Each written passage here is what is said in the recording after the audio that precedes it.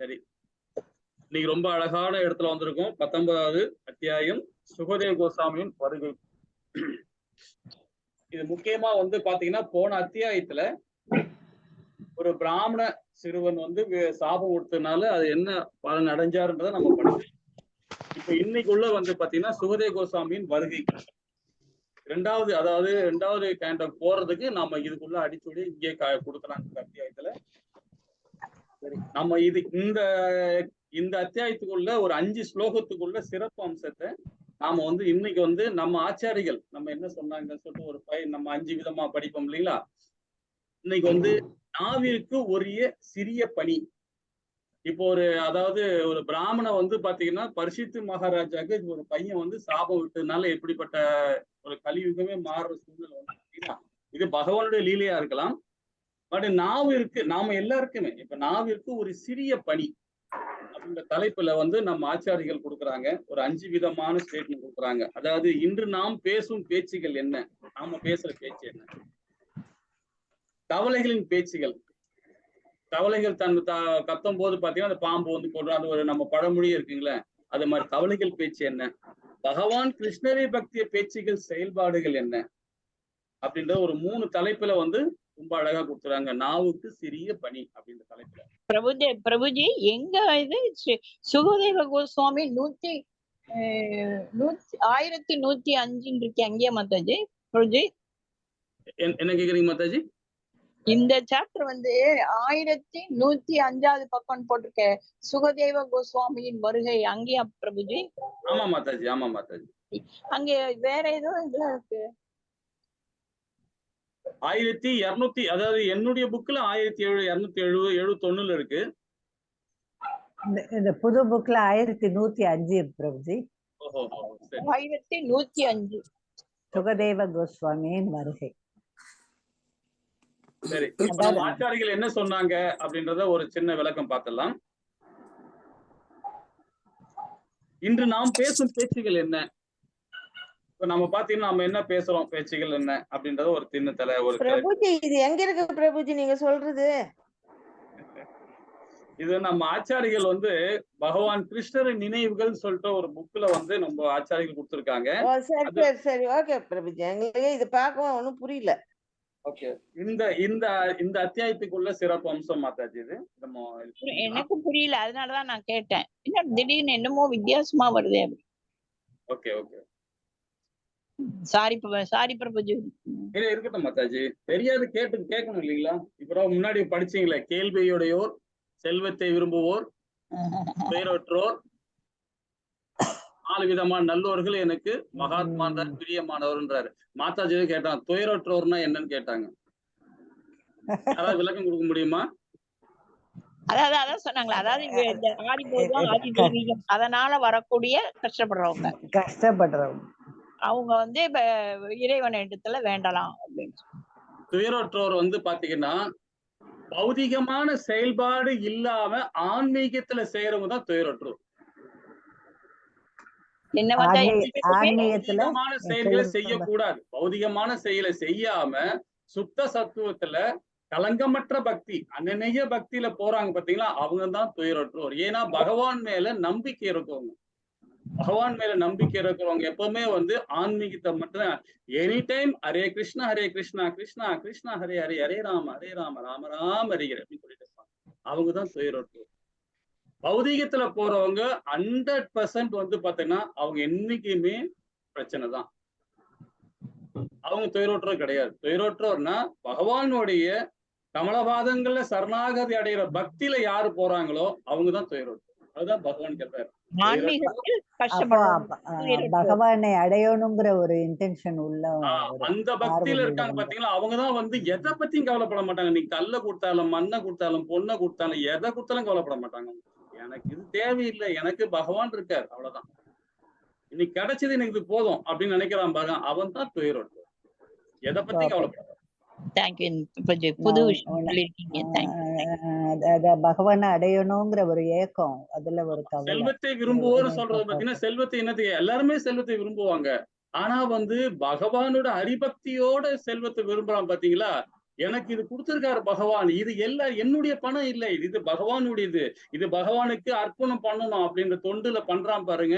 பகவான உணர்வோடு அவன் தான தர்மம் பண்றான் பாருங்க. அந்த பணம் கொடுத்தா இது பகவான் விடுது அப்படின்னு. ஏன்னா பணம்னா என்னது, எல்லார்கிட்டயும் இருக்கிறதுதான் பணம். ஒரு ஆள்கிட்ட இருந்ததுன்னா அது தப்பான வழி. அது அந்த செல்வத்தை விரும்புறான் பாத்தீங்களா, அவன் தான் எனக்கு இது மகாத்மான்ற. செல்வத்தை விரும்புவோர் துயரற்றோர், கேள்வியுடையோர். கேள்வி பகவான் கிட்ட கேள்வி எப்படி அர்ஜுனனை கேட்க வைக்கிறார், அர்ஜுனன் எப்படி கேட்க வைக்கிறார் பகவான் கிட்ட, அதே மாதிரி நாம் எல்லாருமே கேள்வி கேட்கணும். இவனும் எனக்கு ஒரு பிரியமானவன்ற. ஹரே கிருஷ்ணா. சரி, இப்ப நம்ம ஆச்சாரிகள் என்ன சொன்னாங்க பார்ப்போம். நாவிற்கு சிறிய பணி.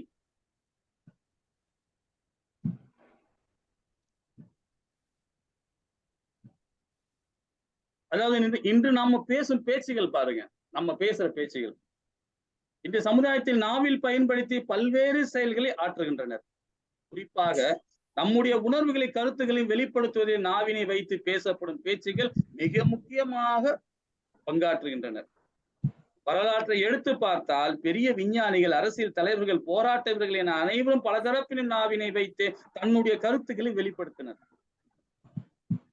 இப்ப லெனின் இருக்காரு, சுபாஷ் சந்திர போஸ், மகாத்மா காந்தி, இவங்க எல்லாம் பாருங்க எவ்வளவு பேர் அவங்களோட நாக்கு வச்சுதான். இப்ப சுபாஷ் சந்திரோட ஸ்பீச் பாத்தீங்கன்னா, பழைய ஸ்பீச் எல்லாம் பாத்தீங்கன்னா ரொம்ப அருமையா இருக்கும். அவர் சமுதாயத்துல நம்ம எப்படி எல்லாம் நாம பந்தப்பட்டு இருக்கோம், அதாவது நம்ம வெள்ளைக்காரங்க எப்படி நம்மள அடிமைப்படுத்திருக்காங்கன்றத ரொம்ப அழகா அவரு வெளிப்படுத்துறார். மகாத்மா காந்தி ரொம்ப அழகா வெளிப்படுத்துறார். லெனின் அவரும் எவ்வளவு அழகா வெளிப்படுத்துறார். சோ அவங்க எல்லாம் அந்த நாக்கு தான், அந்த வாய் தான், அந்த நாக்கை வச்சு அவங்க பயன்படுத்துறாங்க. சுதந்திரம் அடைந்த இந்தியாவிற்கு அனைவரும் பேச்சு சுதந்திரம் அளிக்கப்பட்டது. யார் வேணுமானாலும் எதை வேண்டுமானாலும் பேசுவதற்கு முழு இருந்தது. அதற்கு எந்த தடையும் இல்லை. பொதுவாக பேசாமல் இருப்பது மக்களுக்கு சாத்தியமில்லை என்று கூட சொல்வார்கள். அவளுக்கு ஏதாவது ஒன்றை பற்றி பேசிக்கொண்டே இருக்க வேண்டும். பேசாமல் இருந்தால் சிலருக்கு தலையே வெடித்துவிடும் போல. காரணம் என்னவெனில் நம்முடைய உறவுகளை வெளிக்காட்டாமல் நம்மால் இருக்க முடியாது. அரசியல், சினிமா, நாடகம் போன்ற அனைத்து துறைகளையும் பேச்சு வைத்தே இயங்குது என்று மிகையாகாது. நாம் பேசும் பேச்சுகள் என்ன விளைவுகளை ஏற்படுத்தும் என்பதை நாம் என்றைக்காவது சிந்தித்து பேசுவதுண்டா?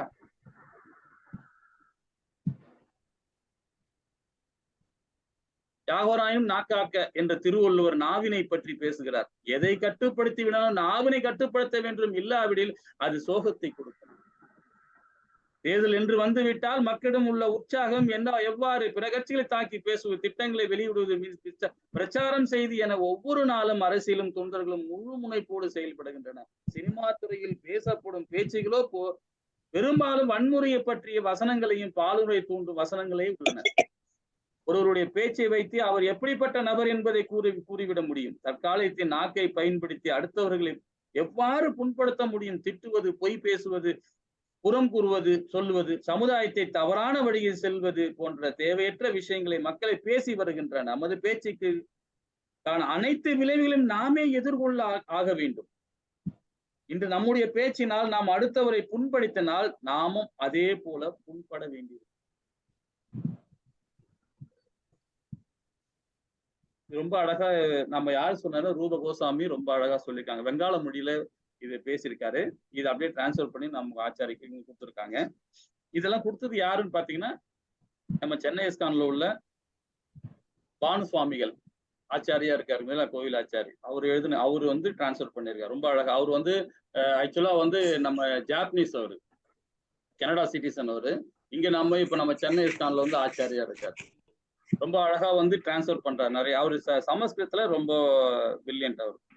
சோ இப்ப தவளைகளின் பேச்சை பத்தி கொடுக்குறாரு பாருங்க. இன்றைய மனித சமுதாயம் நாவினை எவ்வாறு பயன்படுத்த வேண்டும் என்பதை அறியாமல் இருக்கும் காரணத்தால் அவர்கள் தங்களின் மனம் போகும் வழியில் நாவினை பயன்படுத்துகின்றனர். அகில உலக கிருஷ்ண பக்தி இயக்கத்தில் ஸ்தாபன ஆச்சாரியான ஸ்ரீல பிரபுபாதா ஒரு உதாரணம் கொடுப்பதுண்டு. இன்றைய மக்களின் ஸ்லைடு போடுறீங்களா பிரபுஜி? நாங்க எழுதிக்கிறோம். இது ஒரு மாதாஜி, எனக்கு பிளேலிஸ்ட் வருமா? வரும் நான் கொடுக்குறேன் மாதாஜி, நான் கொடுக்குறேன். நீங்க போனதுலயும் அப்படிதான் சொன்னீங்க, உங்களுக்கு வரதே இல்ல பிரபுஜி பிளேலிஸ்ட். பிரபுஜி நான் ரெக்கார்ட் பண்றேன், நான் அப்லோட் பண்ணுவேன். இது வரும். நீ ரெக்கார்ட் பண்ணுங்க. நான் ஆல்ரெடி ரெக்கார்ட் பண்ணிட்டேன். இது முக்கியமானது. ஆச்சாரியர்கள்னா வாயில என்ன அது கொஞ்சம் நோட் பண்ணிக்கலாமேன்னு பார்த்தேன். நல்லா இருக்கு. சரி கிருஷ்ணா, ரெக்கார்ட் பண்றீங்களா? நான் எடுத்துட்டுமா? கிருஷ்ண நீங்க பிரபு. எடுத்துருங்க, நான் ஆல்ரெடி ரெக்கார்ட் பண்ணிட்டு தான் இருக்கேன். சரி, okay okay Prabhu. Okay okay. நாவினை பயன்படுத்துகின்றன. அகில உலக பகவான் கிருஷ்ணர் பக்தி இயக்கத்தில் ஸ்தாபன ஆச்சாரியான சில பிரபுபாதா ஒரு உதாரணம் கொடுப்பதுண்டு. இன்றைய மக்களின் பேச்சு தவளைகள் கத்துவதற்கு ஒப்பாகும். தவளை ஒரு தனது கத்தலின் மூலமாக பாம்பிற்கு அழைப்பு விடுக்கின்றனர். பாம்போ அதை நான் இங்கு இருக்கிறேன், என்னை வந்து உணவாக சாப்பிடு. இவ்வாறாக தவளையின் கத்தல் அதற்கு மரணத்தை ஏற்படுத்தி கொடுக்கின்றன. அவ்வாறு இன்று பேரளவில் நாகரிக முன்னேற்றம் அடைந்துள்ள மக்கள் தங்களுடைய பேச்சின் மூலமாக நரகத்தின் வாயிலில் அனுப்பப்படுகின்றனர். நுணலும் தன் வாயால் கெடும். அந்த இது ஆச்சாரிய அம்மா நம்மளுடைய சீல பிரபுபாத ஆச்சாரிய அழகா விளக்கம் கொடுக்கிறார். அதே மாதிரி கிருஷ்ண பக்தியில பேச்சின் செயல்பாடுகள். இப்ப இவ்வளவு நேரம் படிச்சது வந்து பாத்தீங்கன்னா நம்ம அந்த பௌதிகமான இப்ப எல்லாமே அப்படித்தானே பார்த்துட்டு இருக்கோம். பேப்பர், நியூஸ் பேப்பர் பாக்குறோம், டிவியை பாக்குறோம், நாவலை படிக்கிறோம். நிறைய வந்து பாத்தீங்கன்னா ஏகப்பட்ட பேர் அவங்களுடைய சுயசரிதை எழுதியிருப்பாங்க. அதுதான் நிறைய பேர் படிக்கிறாங்க, நாவல் படிக்கிறது. அதெல்லாம் படிக்கிறதோட பகவானுடைய லீலை, வைபவம் இதெல்லாம் படிக்கலாமே. அது இந்த இதுல கொடுக்குறாரு. பகவான் கிருஷ்ணர் பக்தியின் பேச்சின் செயல்பாடுகள் பாருங்க, நம்மளை பத்தி சொல்ல வர்றாரு. பகவான் கிருஷ்ணர் பக்தியின் மூலம் ஆதாரம் நாவில் இருந்தே தூங்குகிறது. என்ன பிரபுஜி? என்னது? கிருஷ்ணர் பக்தியின் மூலம் மூல ஆதாரமே நாவில் இருந்தே தூங்குகிறது. பகவானுக்கு பக்தி கொடுக்கிறோம் பாத்தீங்களா, பக்தர்கள் அவங்க நாக்கில் இருந்துதான் அதுக்கு ஆதாரமேவா. நம்ம என்ன பேசுறோமோ அதுதான் பக்தியோட சாராம்சமே. நம்ம பௌதிகத்துல போயிட்டோம்னா நம்ம கோவப்படும் போது வார்த்தைகள் வேற மாதிரி வரும். நம்ம ஒரு ஏதாவது விஷயம் பேசும்போது தப்பா பேசுறோம். அது பௌதிகம். அதே பகவானோட உணர்வோடு அவன் செயல்பட ஆரம்பிக்கும் போது பாத்தீங்கன்னா அதுதான் அவனுடைய பக்திய ஆதாரம் சொல்றாரு. அதான் இன்னும் திருப்பி படிக்கிறேன் பாருங்க. பகவான் கிருஷ்ணரின் பக்தியின் மூல ஆதாரமே நாவில் இருந்தே துவங்குகிறது. நம்முடைய கிருஷ்ண பக்தியானது நாவில் செய்யப்படும் 2 செயல்களில் ஆரம்பிக்கிறது. ஒன்று, நாவினை வைத்து நாம் பகவான் கிருஷ்ணருக்கு அர்ப்பணம் செய்வித்த பிரசாதத்தை உண்ணலாம். மற்றொன்று, இந்த நாவினை பயன்படுத்தி நமது பேசும் திறனை பயன்படுத்தி பகவான் கிருஷ்ணர் புனித நாமத்தை ஹரே கிருஷ்ணா கிருஷ்ணா கிருஷ்ண ஹரே ஹரே, ஹரே ராம ராம ராம ஹரே ஹரே என்னும் மகா மந்திரத்தை உச்சரிக்கலாம். இது 2 சேவைகளை நாவினை பயன்படுத்தி நாம் செய்யும் மந்திரத்தில் இது நாவினை சரியான முறையில் பயன்படுத்துவதாகும். இல்லையெனில் இந்த நாவானது நம்முடைய புலன்களை மேலும் மேலும் தூண்டிக்கொண்டே இருக்கும். பேசும் திறனை பல ஆச்சாரிகள் பகவான் ஸ்ரீ கிருஷ்ணரின் சேவையில் ஈடுபடுத்த உள்ளதை நாம் காணலாம். ஸ்ரீமத் பாகவதத்தை முதலில் உரைத்த சுகதேவ கோசாமி அதனை மீண்டும் தமிழகத்தில் பேசிய சுத கோசாமியின் சைத்தன்ய மகாபிரபு 6 கோசாமிகள் உட்பட சமீபகால ஆச்சாரியான பக்தி வினோத தாகூர், பக்தி சித்தாந்த சரஸ்வதி தாகூர், பக்தி வேதாந்த சுவாமி பிரபுபாதா என அனைத்து பக்தர்களும் தங்களுடைய நாவினை பகவான் கிருஷ்ணரின் பெருமையை பாடுவதிலும் பகவான் கிருஷ்ணரின் லீலைகளை பற்றி விவாதிப்பதிலும் பகவான் கிருஷ்ணரை பற்றிய அனைத்து ஜீவன்களுக்கும் பிரச்சாரம் செய்வதை ஈடுபடுத்தினர். இதன் வாயிலாக அவர்கள் தங்களுடைய நாவினை பகவான் கிருஷ்ணரின் சேவையில் சரியான முறையில் உபயோகித்து உன்னதமான ஆனந்தத்தை அடைகின்றனர். சைத்தன்ய மகாபிரபு நமக்கு கட்டளையிட்டுள்ளார், யாரை பார்த்தாலும் எங்கு சென்றாலும் பகவான் கிருஷ்ணரை பற்றிய தத்துவங்களை மட்டுமே பேசுங்கள். சைத்தன்ய மகாபிரபு இந்த கட்டளையை பின்பற்றி நித்யானந்தா பிரபு, ஹரிதாஸ் தாகூர் ஆகிய இருவரும் வீடு வீடாக சென்று ஒவ்வொரு இல்லத்தின் கதவுகளையும் தட்டி அவர்களுடைய பாதத்தில் நமஸ்காரம் செய்து ஹரே கிருஷ்ணா மகாமந்திரத்தை ஜபம் செய்யுமாறு வேண்டுவார். நம்முடைய பேசும் திறனை பகவான் கிருஷ்ணர் சேவையில் ஈடுபடுத்தும்படி சைத்தன்ய மகாபிரபு இட்ட கட்டளைகள் அவர்கள் செய்வனே நிறைவேற்றினர். மேலும் அதே கட்டளையை பின்பற்றி சில பிரபுபாதா தனது நாவினை எப்பொழுதுமே பகவான் கிருஷ்ணரின் தொண்டில் ஈடுபடுத்தினார். உலகம் முழுவதும் இஸ்கான் என்னும் ஹரே கிருஷ்ணா இயக்கத்தை கொண்டு சென்றார். சில பிரபுபாதா இந்த அகில உலக கிருஷ்ண பக்தி இயக்கத்தை மற்ற மடங்களை போல் அல்லாமல் பேசும் சக்தியை உபயோகிக்கும் பிரச்சார இயக்கமாக ஸ்தாபனம் செய்தார்.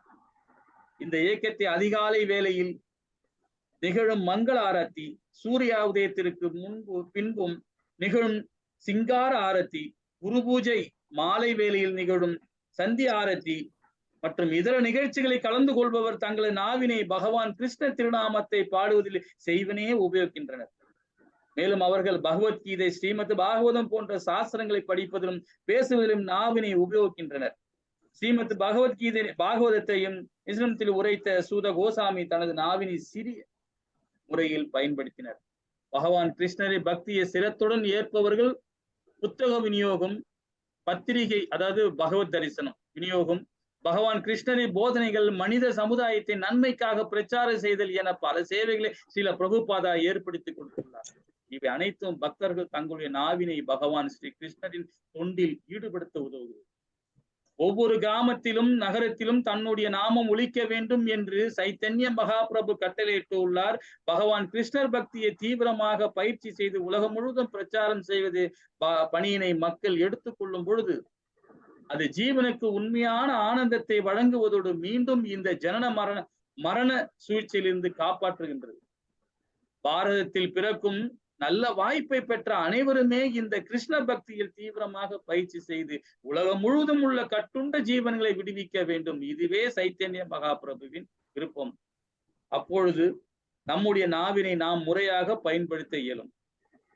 மற்ற யுகங்கள் காட்டிலும் இந்த கலியுகம் மிகவும் மோசமானதாக கருதப்படுது. இருப்பினும் இந்த கலியுகத்தின் தர்மமே நமது சங்கீதனை நாவினை கொண்டு செயல்படுவதனால் நாம் நிச்சயமாக இந்த உடலை விட்ட பின் பகவானை நோக்கி செல்ல முடியும். தன்னுடைய பக்தர்கள் எப்பொழுதும் தன்னை பற்றி பேசுவதில் ஆனந்தம் கொள்கின்றனர் என்று பகவத்கீதையில் 10.9 பகவான் கிருஷ்ணரே கூறுகிறார். இதுவே பக்தர்கள் தங்களுடைய நாவினை பயன்படுத்தும் விதமாகும். மனிதர்களாகிய நம்மை மட்டுமே நாவினை பயன்படுத்தி பகவான் கிருஷ்ண திருநாமங்களை உச்சரிக்க முடியும். இதற்குரிய மனித உடலை பெற்ற நாம் நமது நாவினை பயன்படுத்தி மகா மந்திரத்தை உச்சரிக்கவிடில் நமக்கு பிற ஜீவராசிகள் பெரிதாக வித்தியாசம் இல்லை. எனவே நமது நாவினை பகவான் கிருஷ்ண நாமத்தை உச்சரிப்பதும் பகவான் கிருஷ்ணரை பற்றி பேசுவதும் ஈடுபடுத்துவோமாக. கலியுகத்தில் தர்மம் நாம் சங்கீதனத்தை நாவினை கொண்டு செயல்படுவதால் இந்த உடலை விட்ட பின் நாம் நிச்சயமாக பகவானை நோக்கி செல்ல முடியும். ஹரே கிருஷ்ணா ஹரே கிருஷ்ணா கிருஷ்ண கிருஷ்ண ஹரே ஹரே ஹரே ராம ஹரே கிருஷ்ணா. ஹரே கிருஷ்ணா மாதாஜி. இப்போ ஸ்ரீமத் பாகவத்தில் வந்துடும். பிரபுஜி ஒரு சின்ன இது மட்டும் கிளியர் பண்ணி, இந்த சிங்கார ஆர்த்தின்னு சொன்னீங்கல்ல, சாயந்தரத்துல பண்றது சாயங்கால சிங்கார ஆர்த்தின்னு ஒண்ணு சொன்னீங்க. அது எப்ப செய்யறதுன்னு கொஞ்சம் சொல்ல முடியுமா மாதாஜி? நம்ம காலையில பண்றோம் பாத்தீங்களா, காலையில ஈவினிங் பண்ணுவோம் பாத்தீங்களா, அதுதான் மாதாஜி டோட்டலாவே சிங்காரம் சொல்றது. சிங்கார ஆர்த்தி அப்படியே பொதுவா சிங்கார ஆர்த்தி. தேங்க்யூ பிரபுஜி. பிரமாதமா இருக்குமா பிரபுஜி? இத வந்து நீங்க இதுல போட்டுருங்க ஆச்சாரியர்களுடைய. சரி, ஒரு சின்ன ஒரு மங்களாச்சாரம் பண்ணிட்டு ஆரம்பிச்சிடலாம் ஸ்ரீமத் பாகவத. ஓம் நமோ பகவதே வாசுதேவாயே. ஓம் நமோ பகவதே வாசுதேவாயே. ஓம் நமோ பகவதே வாசுதேவாயே. ஓம் அஞ்ஞானதிமிராந்தஸ்ய ஞானாஞ்சனீய சலாகயே சக்ஸும் ரூமிலமேன தஸ்மை ஸ்ரீ குருவே நமக. ஸ்ரீ சைத்தன்ய மனோபீசிரும் நோபினம் என பூதலே ஸ்வயம் ரூபகதாமாயும் ததா சிவபாத்திகம். ஏ கிருஷ்ணா கருண சிந்தே தீனபந்தே ஜகத்பதே. கோபிஷா கோபிகா காந்தா ராதா காந்தா நமஸ்துதே. சப்த காஞ்சன கௌராங்கி ராதே விருந்தானேஸ்வரி. ஆனோஸ்வேதியே பிரியமானி ஹரி பிரியே. வாஞ்ச கல்பதராய கிருப சிந்து ஏவச நானாம் பாவனையோ வைஷ்ணவியோ நமோ நமக. ஜெய் ஸ்ரீ கிருஷ்ணா சைத்தன்யா பிரபு நித்யானந்த ஸ்ரீ அத்வைத கதாதார ஸ்ரீவாசாதி கௌர பக்த விருந்த. ஹரே கிருஷ்ணா கிருஷ்ண கிருஷ்ணா ஹரே ஹரே. ஹரே ராமா ராம ராம ஹரே. ஹரே கிருஷ்ணா கிருஷ்ணா ஹரே ஹரே. ஹரே ராமா ராம ராம ஹரே ஹரே. ஹரே கிருஷ்ணா கிருஷ்ண கிருஷ்ணா ஹரே ஹரே. ஹரே ராமா ராம ராம ஹரே ஹரே.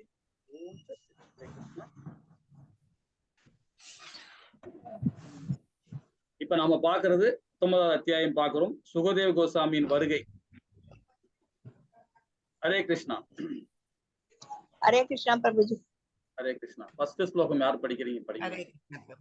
நான் படிக்கிறேன் மாதாஜி. படிங்க. மஹிபதிஸ்து அத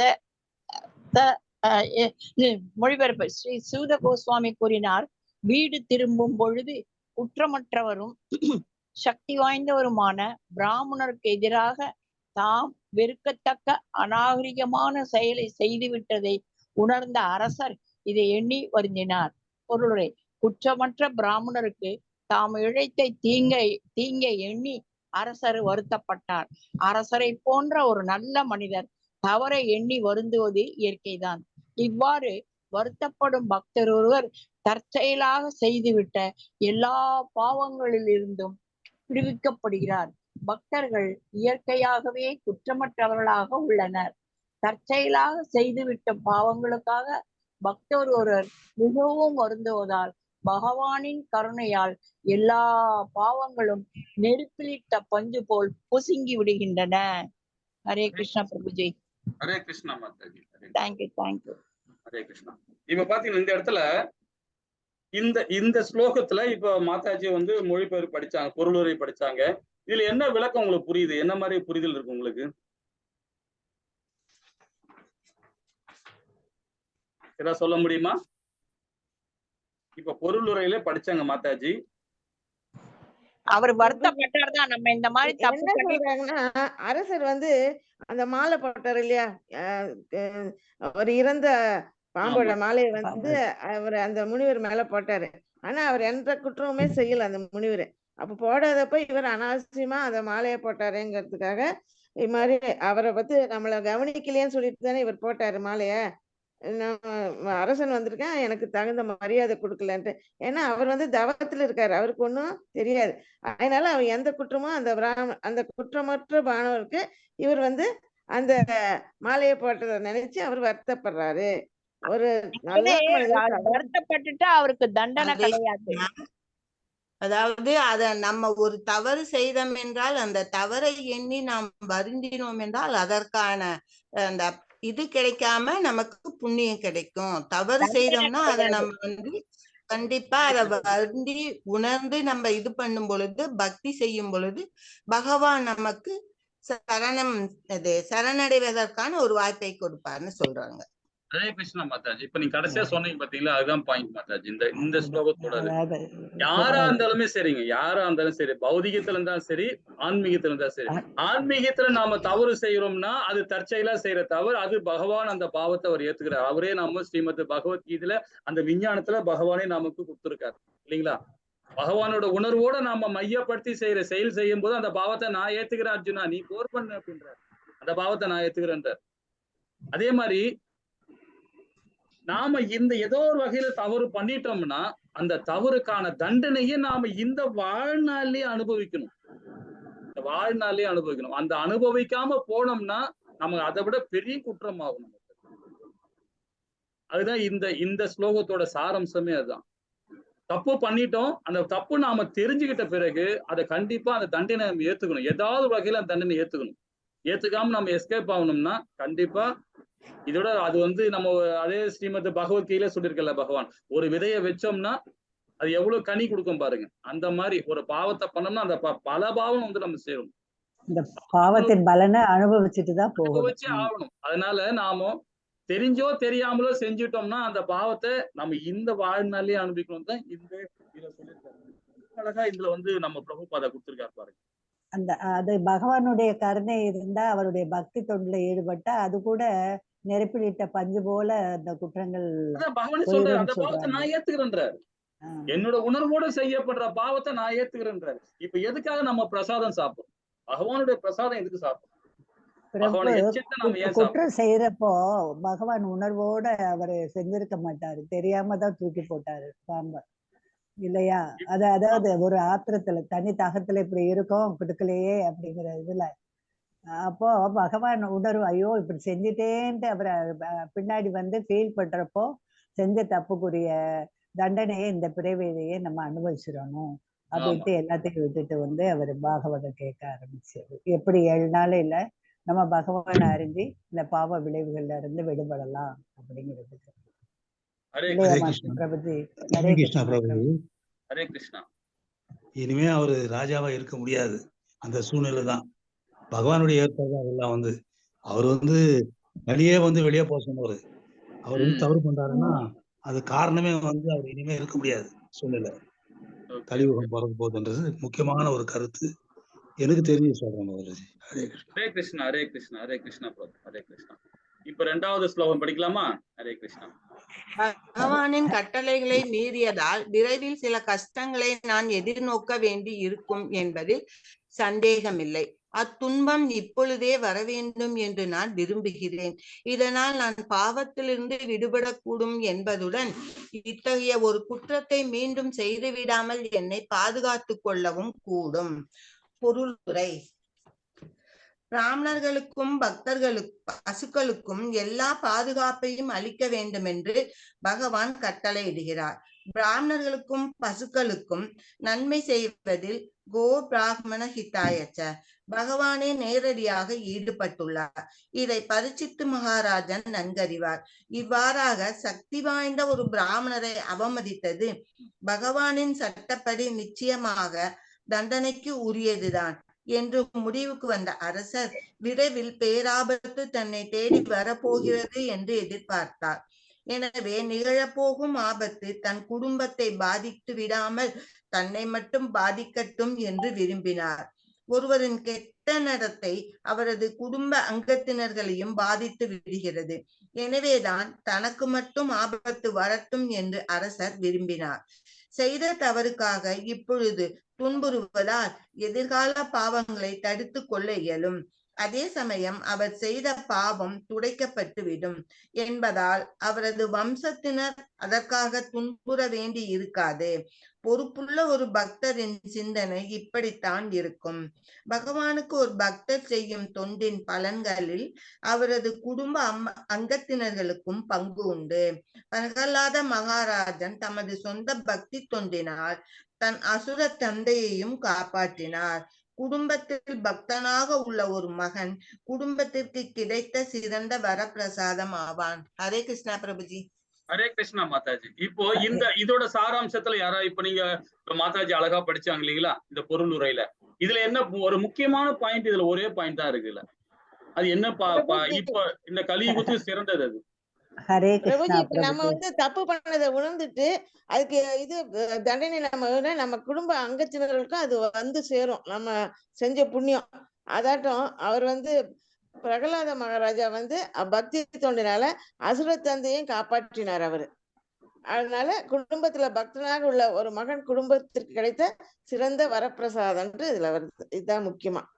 ஹரே கிருஷ்ணா மாதாஜி. நம்ம பாவம் செய்திருந்தாலும் அந்த பாவம் வந்து நம்ம மனசார மன்னிப்பு கேட்டுட்டோம் அப்படின்னா நம்ம குடும்பத்துல இருக்கிறவங்களுக்கு பாதிப்பு ஏற்படாம நம்மளோட அந்த பாவம் போகட்டும் அப்படிங்கிறதுக்காக அவர் வந்து ரொம்ப ரொம்ப கஷ்டப்பட்டு அதை வேண்டிக்கிறார். என்னோட போகட்டும், நான் செய்த பாவம் அடுத்தவன் நம்ம குடும்பத்தை பாதிக்க வேண்டாம் அப்படிங்கிறதுக்காக ரொம்ப ஃபீல் பண்றாரு. ஹரே கிருஷ்ணா. புஷ்ப மாதாஜி சொல்ல வந்தீங்க மாதாஜி. ஹரே கிருஷ்ணா பிரபுஜி. நம்ம செய்யக்கூடிய இது தீய நல்ல காரியங்கள் அதனுடைய விளைவுகளை வந்து 7 தலைமுறைகளையும் 21 தலைமுறைக்கும் வந்து அது வரும்னு சொல்றாங்க இல்லையா பிரபு? ஆகையினால நம்ம நல்லது செஞ்சா அது வந்து நம்ம குடும்பத்தினர்களுக்கு நன்மையே விளைவிக்கும். ஏதோ தெரியாம செய்யக்கூடிய தப்பு வந்து அதனால ஏற்படக்கூடிய விளைவு வந்து நம்மளே அனுபவிச்சுட்டா அந்த குடும்பத்தினரை பாதிக்காது அப்படிங்கிறது. ஆகவே பரீட்சித்து மகாராஜா வந்து தான் செஞ்ச தவறுக்குரிய ஒரு தண்டனையை தானே அனுபவிக்கணும், தன் குடும்பத்துக்கு போகக்கூடாதுங்கிறதுல குடும்பத்துக்கு செய்ய வேண்டிய எல்லாத்தையும் செஞ்சுட்டு அவர் வந்து அந்த 7 நாட்களில் மரணம் வருங்கிறதுக்கு நம்ம வந்து பிராயச்சித்தமாக பகவானை பற்றி அறிந்து அவர்கிட்ட போகணுங்கிறதுக்கான முயற்சியில ஈடுபட்டார் இல்லையா? செஞ்ச தவற உணர்ந்து அதுக்கான ஒரு தண்டனைய இந்த பிறவியிலேயே அனுபவிச்சுட்டா அது அடுத்த தலைமுறையிற்கு சென்று அடையாது அப்படிங்கிறது இதுல இருந்து தெரியுது. ஹரே கிருஷ்ணா மாதாஜி. ஹரே கிருஷ்ணா. இல்ல இப்ப சொன்னீங்க பாத்தீங்களா மாதாஜி, அதாவது இப்ப உதாரணம் சொல்லலாம். இப்ப பிரகலாத மகாராஜா சொல்லலாம், அவரு அசுர குலத்துல உள்ளவர். அவருடைய ஞானத்தினால நம்ம நாரத முனி வந்து தாயோட வயிற்றுல இருக்கும் போதே அந்த ஹரிநாமத்தை சொல்லதுனால அவர் வந்து புனிதம் அடைஞ்சார். வெளியே வந்த பிறகு அதே மாதிரி பகவானோட உணர்வோட செயல்பாட்டனால அவருடைய 7 தலைமுறையும் சரி. இதுதான் வேதம் சொல்லுது. 7 தலைமுறை, இவருடைய 7 தலைமுறையும் சரி, அவருக்கு முன்னோருடைய 7 தலைமுறையும் சரி, அது முக்தி அடைவாங்க அப்படின்றது இது வேதத்துல சொல்லப்பட்டு நீங்க சொன்ன மாதிரி.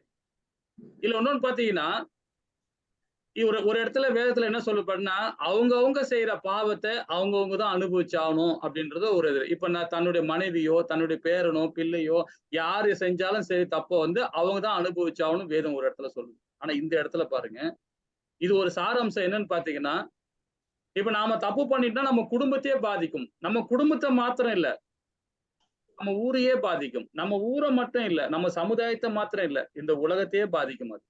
நாம தான் ஒரு முதல் கரு. நாம வந்து சரியா இருந்துட்டோம்னா இந்த உலகம் சரியா இருக்கும். இதுதான் நம்ம வேதம் சொல்லக்கூடிய நம்ம இதான் சனாதனம் சொல்லப்படுது. சோ அப்படி இருக்கும்போது பாத்தீங்கன்னா, இப்ப அதுக்கு உதாரணம் சொல்லணும்னா நம்மளுடைய அஜிமுலான சொல்லலாம்.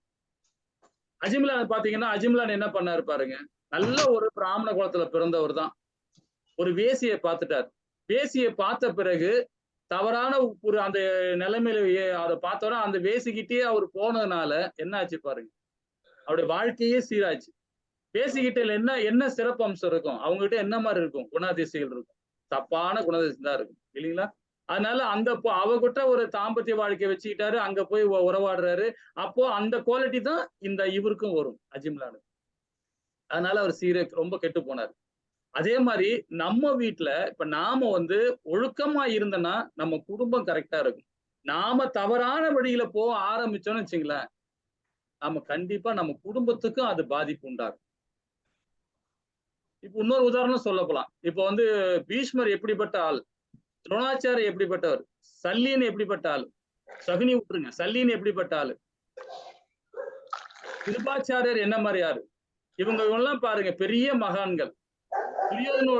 துரியோதனுடைய தீய சக்தினால அவங்க கொடுக்கிற சன்மானத்திலையும் அவங்க கொடுக்கிற போஜனத்திலையும் சாப்பிட்டுதான் அவங்க அந்த குவாலிட்டிலே இருந்தாங்க அவங்க. இதுதான் வேதம் சொல்லுது. அது மாதிரி நாம வீட்டுல நாம தவறாம இருக்கணும்னா, நம்ம வீட்டுல உள்ள பிரச்சனை வரக்கூடாதுன்னா நாம கரெக்டா ஹரிபக்தியோட இருந்து அந்த தவறை நாம திருத்திக்கிட்டு அதை தண்டனையை அனுபவிச்சிடணும். இல்ல நம்ம குடும்பம் தான் கெட்டு போகும்.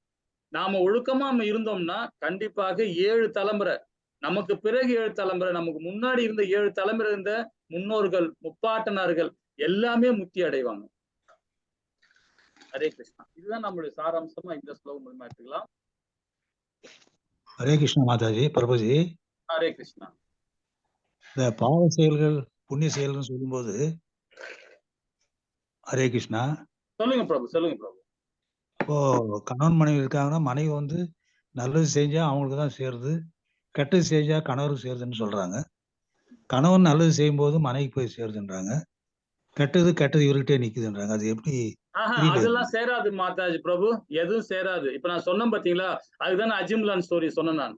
அஜிம்லான் ஸ்டோரி என்ன சொல்லணும்னா, அவங்க உறவோட நாம இருக்கும்போது பாத்தீங்கன்னா அவங்களுடைய குவாலிட்டி நமக்கு வருமே தவிர, ஆனா அவங்களுடைய பாவம் நமக்கு வராது. நம்ம அதை எடுத்துக்க முடியாது. நம்முடைய புண்ணிய காரியம் அவங்களுக்கு போகாது, நம்ம பாவகாரியமும் அவங்களுக்கு போகாது.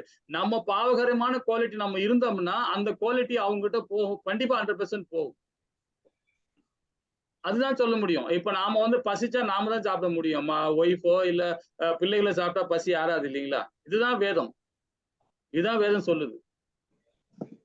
இப்ப நாம வந்து நான் பண்ண தப்புனால வந்து பாத்தீங்கன்னா என் குழந்தைங்களுக்கு பாதிக்கும், கண்டிப்பா 100% கிடையாது. 100% வேதம் சொல்லல. நம்மளுடைய குவாலிட்டி எப்படி இருக்குமோ அந்த குவாலிட்டி அந்த பையனுக்கு பாதிக்குமே தவிர, மத்தபடி அந்த குண அதிசயத்துல மாறும் போது அப்ப பிரச்சனைகள் அந்த குழந்தைக்கு இதாகும். ஆனா அந்த குழந்தைக்குள்ளேயும் பரமாத்மா இருக்கார், அந்த அந்த அந்த அதுக்குள்ளேயும் ஆத்மா இருக்கார், பரமாத்மா இருக்கார், அது நல்வழிப்படுத்துவார். அதுதான் 2-3 உதாரணம் நம்ம சொன்னது. இப்போ இவர் இருக்காரு, அஜிம்லான் ஸ்டோரி சொன்னோம், பிரகலாத மகாராஜா சொன்னோம், அங்கிரீஷ் மகாராஜா சொன்னோம், குலசேகர ஆழ்வாரோட எடுத்துக்கலாம். அவரு சத்திரியன் தானே குலசேகர ஆழ்வார், எப்படிப்பட்ட சத்திரியனா இருந்தாரு அவர். ஹரே கிருஷ்ணா. 3வது ஸ்லோகம் படிக்க முடியுமா? ஹரே கிருஷ்ணா பிரபுஜி. பிராமண பண்பாட்டையும் தெய்வீக உணர்வையும் மற்றும் பசு பராமரிப்பையும் அலட்சியம் செய்ததால் நான் மரியாதையற்றவனும் பாவியும் ஆவேன். எனவே எனது ராஜ்யமும் பலமும் செல்வங்களும் பிராமணனின் கோபத்திற்கு உடனே இரையாகட்டும். இதனால் எதிர்காலத்திலாவது இத்தகைய அமங்கலமான மனோபாவத்தினால் நான் வழி நடத்தப்படாமல் இருப்பேனாக. பிரபு ஹரே கிருஷ்ணா. பொருளுரை. முன்னேற்றமான மனித நாகரிகம் பிராமண பண்பாட்டையும் தெய்வீக உணர்வையும் பசு பராமரிப்பையும் அடிப்படையாக கொண்டுள்ளது. தொழில், வர்த்தகம், விவசாயம் மற்றும் எந்திர தொழில் போன்றவைகளால் அடையப்படும் பொருளாதார முன்னேற்றம் மேற்கண்ட கொள்கைகளுக்கு சம்பந்தமுள்ள வகையில் முழுமையாக உபயோகிக்கப்பட வேண்டும். இல்லையெனில் பெயரளவேயான பொருளாதார முன்னேற்றம் இழிவுக்கு காரணமாகிவிடும். பசு பராமரிப்பு பிராமண பண்பாட்டை வளர்ப்பதாகும். இறை உணர்வை நோக்கி அழைத்து செல்லும் இப்பண்பாட்டினால் மனித நாகரிகத்தின் பூரணத்துவம் அடையப்படுகிறது. வாழ்வின் உயர்ந்த கொள்கைகளை கொன்று விடுவதே கலியுகத்தின் நோக்கமாகும். பரீட்சித் மகாராஜன் கலியின் ஆதிக்கத்தை உறுதியாக எதிர்த்த போதிலும் சந்தர்ப்பத்திற்கு ஏற்ற ஒரு சூழ்நிலையை பயன்படுத்தி கொண்ட கலியுகம் உலகினுள் புகுந்து விட்டது. பரீட்சித் மகாராஜனை போன்ற சக்தி வாய்ந்த ஒரு அரசரும் கூட பசி தாகத்தின் சிறிய தூண்டுதலால் பிராமண பண்பாட்டை அலட்சியப்படுத்த நேர்ந்தது. எதிர்பாராமல் நிகழ்ந்துவிட்ட சம்பவத்திற்காக வருத்தப்பட்ட பரீட்சித் மகாராஜன் தமது ராஜ்யம், பலம் மற்றும் செல்வம் ஆகிய அனைத்தும் பிராமண பண்பாட்டில் ஈடுபடுத்தப்படாத காரணத்தால் எரிந்து போகட்டும் என்று விரும்பினார். எங்கு செல்வமும் பலமும் பிராமண பண்பாட்டு முன்னேற்றத்திலும் இறை உணர்விலும் பசு பராமரிப்பிலும் ஈடுபடுத்தப்படவில்லையோ அந்த நாடு விதியால் அழிக்கப்பட்டு விடும். உலகில் அமைதியையும் செழுமையையும் விரும்புபவர்கள் இப்பதத்திலிருந்து பாடம் கற்றுக்கொள்ள வேண்டும். ஒவ்வொரு நாடும் ஒவ்வொரு வீடும் பிராமண பண்பாட்டு முன்னேற்றத்திற்காக பாடுபடுவதால் தன் உணர்வு பெறுவதற்குரிய தூய்மையும் இறை உணர்வும் அடையப்படுகின்றன. மேலும் பசு பராமரிப்பினால் போதுமான பாலும் பரிபூரணமான நாகரிகத்தை தொடங்குவதற்குரிய மிகச்சிறந்த உணவும் கிடைக்கின்றன. ஹரே கிருஷ்ணா பிரபுஜி. ஹரே கிருஷ்ணா மாதாஜி. ஹரே கிருஷ்ணா. ஹரே கிருஷ்ணா. இந்த ஸ்லோகத்தோட சாராம்சம் பாத்தீங்கன்னா முக்கியமானது பிராமண குவாலிட்டி. சரிங்களா? பிராமண குவாலிட்டி. இப்ப நாம எல்லாமே பிராமண குவாலிட்டில முயற்சி பண்றோம். நம்ம பூர்ணமா அடையல. இப்ப உள்ள பிராமணத்தை பத்தி நாம விமர்சனம் பண்ண வேண்டாம். இப்ப நாம எல்லாமே பிராமண குவாலிட்டியில வரணும்ன்றார் பகவான். நம்ம எப்படி பக்தியில வரும்போது கண்டிப்பா பிராமண குவாலிட்டி.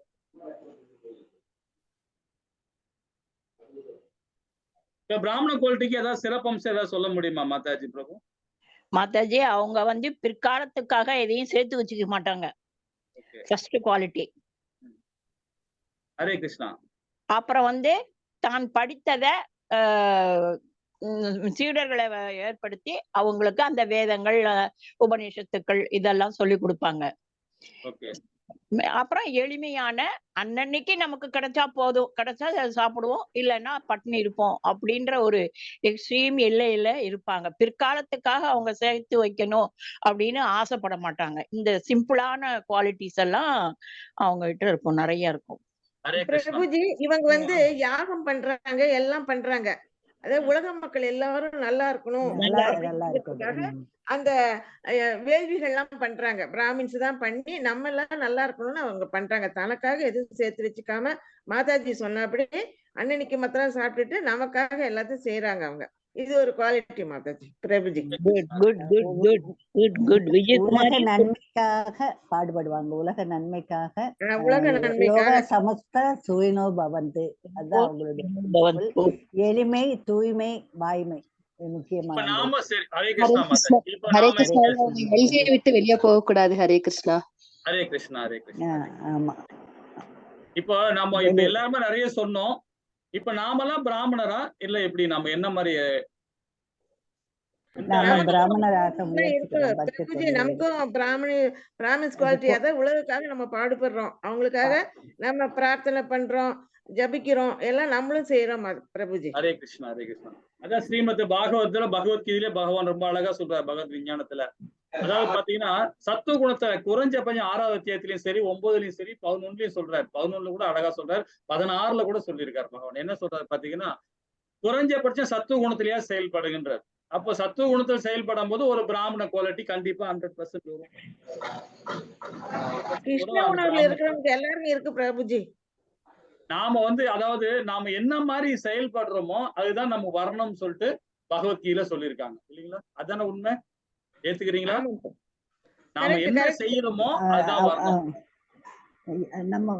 நம்முடைய இயல்புதான் இயற்கை, நம்ம அதுதான். வளர்த்துக்கிற நல்ல பண்புதான். அது இயல்புன்னு சொல்றதோட மாத்தாச்சு. இயல்புன்னு சொல்றதோட நம்மளுடைய செயல் எப்படி, நாம என்ன கர்மா பண்றோமோ அதுதான் நம்ம வரணும். இப்ப நாம பகவானுடைய பக்தியில பகவானை மையப்படுத்தி நாம செய்யற செயல் தான் பிராமணன், அவன் தான் வைஷ்ணவன். வைஷ்ணவன் அவன் தான் ஆக முடியும் இல்லைங்களா? அப்ப பிராமண குவாலிட்டி அதுதான் முக்கியம். அதுதான் இங்க இந்த ஸ்லோகத்துல ரொம்ப அழகா சொல்லப்பட்டிருக்காங்க.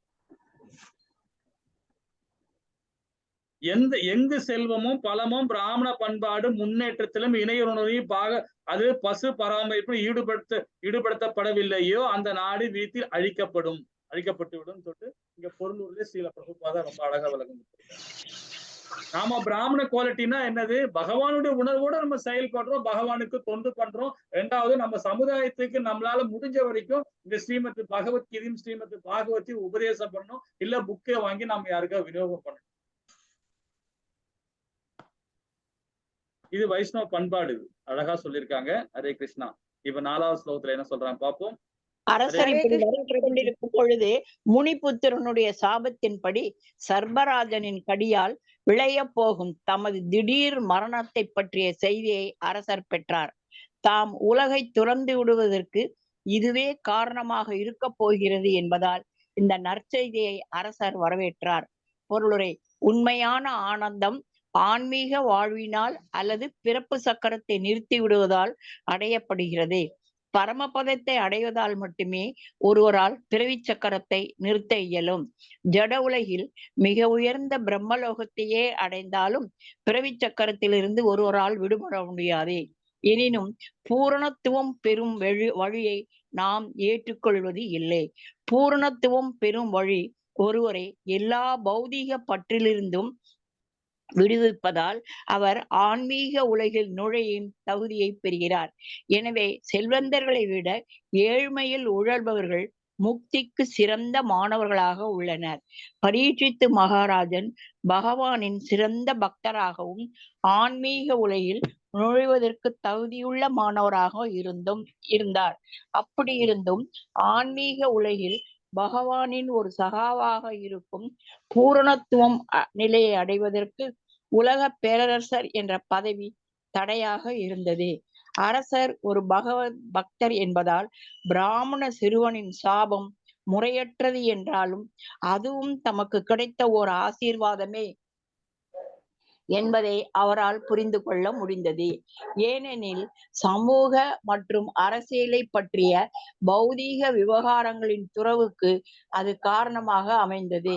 இச்சம்பவத்தை குறித்து வருத்தப்பட்ட சமீக ரிஷியும் தம் கடமைப்படி சாபத்தை பற்றிய செய்தியை அரசருக்கு அறிவித்தார். இதனால் அரசரும் பரமபதம் அடைய தம்மை தயார் செய்து கொள்ள இயலும். ரிஷியின் கழுத்தில் அவர் செத்த பாம்பை போட்டது அவர் பெற்ற மரண தண்டனைக்கு போதுமான காரணமாகாது. ஆனால் சாபத்தை மாற்ற முடியாது என்பதால் ஒரு வாரத்திற்குள் மரணமடைய தயாராக இருக்கும்படி அரசருக்கு அறிவிக்கப்பட்டது. சமீக ரிஷி மற்றும் அரசர் ஆகிய இருவருமே தன்னுணர்வு பெற்ற ஆத்மாக்களே. சமீக ரிஷி ஒரு யோகி ஆவார், பரீட்சித்து மகாராஜனோ ஒரு பக்தர் ஆவார். எனவே தன்னுணர்வு விஷயத்தில் அவர்களுக்கிடையில் வேறுபாடு இல்லை. அவ்விருவருமே மரணத்தை கண்டு அஞ்சவில்லை. அரசர் மன்னிப்பை வேண்டி முனிவரிடம் சென்றிருக்கலாம், ஆனால் உடனடியாக நிகழப்போகும் மரணத்தை பற்றிய செய்தி முனிவரால் மிகவும் வருத்தத்துடன் அரசருக்கு அறிவிக்கப்பட்டது. எனவே நேரில் சென்று முனிவரை மேலும் அவமானப்படுத்த வேண்டாம் என அரசர் இருந்துவிட்டார்.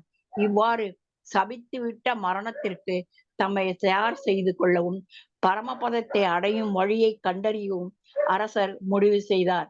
பரமபதம் அடைவதற்கு அல்லது பௌதீக வாழ்விலிருந்து விடுபடுவதற்கு மனித வாழ்வு நல்லதொரு வாய்ப்பாகும். எனவே வர்ணாசிரம தர்ம முறையில் ஒவ்வொரு ஆணும் பெண்ணும் இந்நோக்கத்திற்காக பயிற்றுவிக்கப்படுகிறார். அதாவது வர்ணாசிரம தர்ம முறை சனாதன தர்மம், ஜீவனின் நித்திய தொழில் என்றும் அறியப்படுகிறது. வர்ணாசிரம தர்ம முறை பரமபதம் அடைவதற்கு ஒருவரை தயார்படுத்துகிறது. இவ்வாறாக குடும்பஸ்தர் ஒருவர் பூர்ண அறிவை பெறுவதற்காக வனப்பிரஸ்தம் ஏற்று காட்டிற்கு செல்ல வேண்டும் என்றும் பிறகு மரணத்திற்கு முன் துறவரம் ஏற்க வேண்டும் என்றும் அது உத்தரவிடுகிறது. பரீட்சித்து மகாராஜன் 7 நாட்களில் மரணமடைய போகும் எச்சரிக்கையை பெற்ற பாக்கியசாலி ஆவார். மரணத்தை யாராலும் தடுக்க முடியாது என்றாலும் சாதாரண மனிதனுக்கு மரணத்தை பற்றிய எச்சரிப்பு முன்னதாக கிடைப்பதில்லை. தவிர்க்க முடியாத இந்த மரணத்தை மறந்துவிடும் முட்டாள் மனிதன் பரமபதம் அடைவதற்கு தயார் செய்து கொள்ளும் தன் கடமையில் அலட்சியமாக இருக்கிறான். உண்டு அருந்தி மகிழ்ந்திருக்கும் மிருக இயல்புகளில் மனிதன் தன் வாழ்வை வீணாக்குகிறான். பிராமண பண்பாடு, இறையுணர்வு மற்றும் பசு பராமரிப்பு ஆகியவற்றை ஒழித்துவிடும் பாவமான ஆசை கலியுக மக்களுக்கு இருப்பதால் தான் இத்தகைய பொறுப்பற்ற வாழ்வை அவர்கள் மேற்கொண்டுள்ளனர். இதற்கு அரசாங்கம் தான் பொறுப்பு. இம்மூன்று விஷயங்களை மேலோங்க செய்து கொள்வதில், மக்கள் மரணத்திற்கு தயார் செய்து கொள்வதில் பயிற்றுவிக்கப்படுகிறார்களா என்பதை கவனித்துக் கொள்வதற்கு அரசாங்கம் அதிகாரிகளை நியமிக்க வேண்டும். இதை செய்யும் நாடுதான் உண்மையான சமூக நல நாடாகும். மிகச்சிறந்த நிர்வாகியான பரீட்சித்து மகாராஜனின் உதாரணத்தை இந்தியா பின்பற்ற வேண்டும்.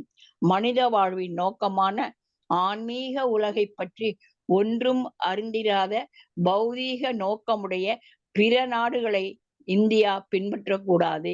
இந்திய நாகரிகத்தின் உயர்ந்த கொள்கைகள் சிதைந்து வருவதால் அது இந்தியாவில் மட்டுமன்றி வெளிநாடுகளிலும் கூட நாகரிக வாழ்வில் சீரழிவை ஏற்படுத்தியுள்ளது. ஹரே கிருஷ்ணா பிரபுஜி. ஹரே கிருஷ்ணா மாதாஜி. இந்த சாராம்சத்துல பாத்தீங்கன்னா சனாதன தர்மம் ஒண்ணு கொடுத்திருக்காங்க இல்லைங்களா? இந்த அத்தியாயத்துல இந்த ஸ்லோகத்துல உள்ள சாராம்சம், அதாவது சனாதன தர்மம், வர்ணாசிர தர்மம். இப்ப சனாதன தர்மத்துல யாராவது விளக்கம் கொடுக்க முடியுமா? ஏதாவது உங்களுக்கு தெரிஞ்சு மட்டும் சொல்லுங்க. சனாதன தர்மத்தை அதாவது இந்த முனிவரும் ராஜாவும் முழுவதுமே இந்த பௌதீக இதுல இருந்து விலகி ஆன்மீகத்துல ரொம்பவுமே பற்றோட இருந்ததுனால அவருக்கு மரணத்தை பத்தி பயமே கிடையாது. அப்படி நமக்கு மரணம் வருது அப்படின்னு தெரிஞ்சதுனால அதுக்கு நம்ம என்ன செய்யணும், அதாவது இது நல்ல ஒரு ஆன்மீகத்துல முன்னேறி நம்ம நம்மளுடைய மரணத்தை ஏற்றுக்கொண்டு அந்த மரணத்திலிருந்து நம்ம முக்தி அடைகிறதுக்கு என்ன வழி வேணுமோ அதையெல்லாம் நம்ம செய்யணும் அப்படின்னு நினைக்கிறாங்க. பொதுவா இந்த ஆன்மீகத்துல இருக்கிறவங்க மரணத்தை பத்தி பயப்படவே மாட்டாங்க. ஆனா இந்த பௌதீகத்துல இப்ப இருக்கக்கூடிய காலகட்டத்துல அவங்களுக்கு மரணத்தை பத்திய நினைவே கிடையாது. நம்ம எப்படியோ சம்பாதிச்சு எப்படியோ நம்ம இருந்து காலத்தை போக்கலாம், பக்தி சிந்தனைங்கிறதே இல்லாம இந்த கலியுகத்துல அதிகமான இந்த பௌதீக மக்கள் இருக்கிறாங்க. ஹரே கிருஷ்ணா மாதாஜி. ஹரே கிருஷ்ணா பிரபுஜி. ரொம்ப அழகா விளக்கம் கொடுத்தீங்க. சனாதன தர்மத்துக்கு ஒரே ஒரு காரணம், ஒரு சிம்பிளா நம்ம லாஸ்ட் டைம் ஒண்ணு சொன்ன மாதிரி பாத்தீங்கன்னா இந்த பிராமண குவாலிட்டிக்கு என்னன்னு மாதாஜி இப்ப சொன்னாங்க பாத்தீங்களா? போன வாரம் நம்ம அதை பத்தி டிஸ்கஸ் பண்ணோம். இப்ப அழகா மாதாஜி சொன்னாங்க. இப்போ சனாதன தர்மத்துக்கு என்னன்னு பாத்தீங்கன்னா சிம்பிளா சொல்ல போனா எல்லா ஜீவராசிக்கு இதயத்திலையும் பரமாத்மா இருக்கார். எல்லா ஜீவராசியும் பகவானுடைய அங்கம். அதனால நம்ம எல்லாமே பகவானுடைய அங்கத்துல இருந்து வந்தவங்க அப்படின்னு நினைக்கிறோம் பாத்தீங்களா? இதுதான் சனாதனம். இதுல ஏற்றத்தாழ்வு, நல்லவன் கெட்டவன் அயோக்கியம் அப்படி எந்த வேறுபாடுமே கிடையாது. எல்லா ஜீவராசி இடையிலயும் பரமாத்மா இருக்கார். அவன் கர்மா அவன் பலனை அனுபவிக்கிறான். கெட்டவனா நல்லவனா அப்படின்றத அவன் செயல் மூலியமா அனுபவிக்கிறான். அதனால இது ஒரு பக்கம் இருந்தாலும் சனாதனம்ன்றது எல்லாருக்கும் இதயத்திலயும் பரமாத்மா இருக்கார். எல்லா உயிர் வாழியும் ஒண்ணுன்னு நினைக்கிறான் பாருங்க. அவன் தான் இவன் பிராமணன், இவன் வைசியன், இவன் சூத்திரன், இவன் சத்திரியன், இதெல்லாம் பாகுபாடே கிடையாது. இது வர்ணம் எதுக்கு வர்ணம் கொடுக்குறாங்கன்னா நம்ம சமுதாய கட்டமைப்பு, அவங்க கடமையை அவங்க செய்யணும் அப்படின்னு சொல்றாங்க. இப்போ ஒண்ணு பாத்தீங்களா, இப்ப நம்ம ஒரு வித்தியாசமா ஒண்ணு பார்ப்போம். இதுல துறவி, மகான்கள், கிரகஸ்தர்கள் சொல்லிட்டு ஒரு 3 விதமா. இப்ப துறவிகள்னு நாம என்ன சொல்றோம்? நம்ம பாத்தீங்கன்னா காட்டுக்கு போறான், போய் உக்காந்துக்கிட்டு அங்க போய் தபம் பண்றாரு. பகவானுடைய விக்கிரக வழிபாடு மூலியமா தபம் பண்றாரு. அவர் ஒரு துறவி ஒண்ணு.